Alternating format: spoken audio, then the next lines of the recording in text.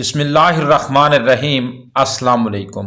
ہم بستری کے بعد غسل کا صحیح اسلامی طریقہ جو اکثر مسلمانوں کو معلوم نہیں، براہ کرم اس ویڈیو کو زیادہ سے زیادہ شیئر کریں تاکہ امت محمدیہ کو علم ہو ہم بستری کے بعد غسل کا اسلامی طریقہ کیا ہے۔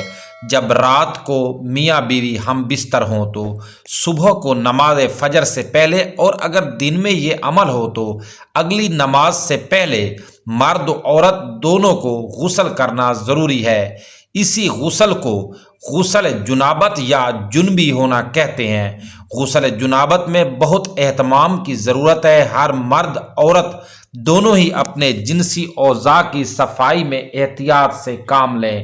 مرد اپنے عضو کو اچھی طرح دھوئے، کہیں ایسا نہ ہو کہ گندگی جمع رہ جائے، اور اسی طرح عورت اپنی شرمگاہ کی اچھی طرح صفائی کر لے۔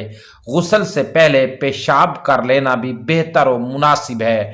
ان مقامات ناپاکی کو دھونے کے بعد وضو کر لے، پھر تمام بدن پر پانی ڈال کر ہاتھوں سے اچھی طرح ملے تاکہ کوئی حصہ جسم کا خشک نہ رہ جائے۔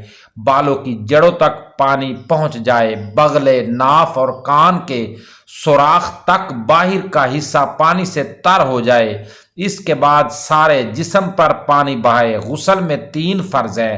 نمبر 1 منہ بھر کر کولی یا غرارہ کرنا، نمبر 2 ناک کے نرم حصے تک پانی پہنچانا، اور نمبر 3 پورے بدن پر ایک بار اس طرح پانی بہانا کہ بال برابر حصہ بھی خشک نہ رہے، اور یہ تینوں عمل 3 بار کرنا سنت ہے۔ سوتے وقت احتلام ہو جائے یا جاگنے کی حالت میں بغیر صحبت کے انزال ہو جائے، یا محض بوس و کنار کی حالت میں شہوت کے ساتھ مادہ خارج ہو جائے تو بھی غسل فرض ہو جاتا ہے۔ عورت کی فرج میں مرد کی سپاری داخل ہونے پر خواہ انزال نہ ہو، دونوں پر غسل فرض ہو گیا۔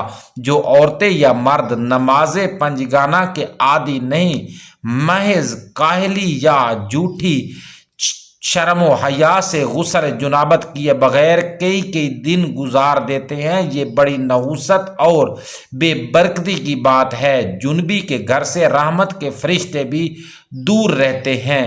دوستو، اگر یہ آپ کو ویڈیو اچھی لگی تو ویڈیو کو لائک بھی ضرور کریں، کامنٹ باکس میں اپنی رائے کا اظہار بھی ضرور کریں۔ شکریہ۔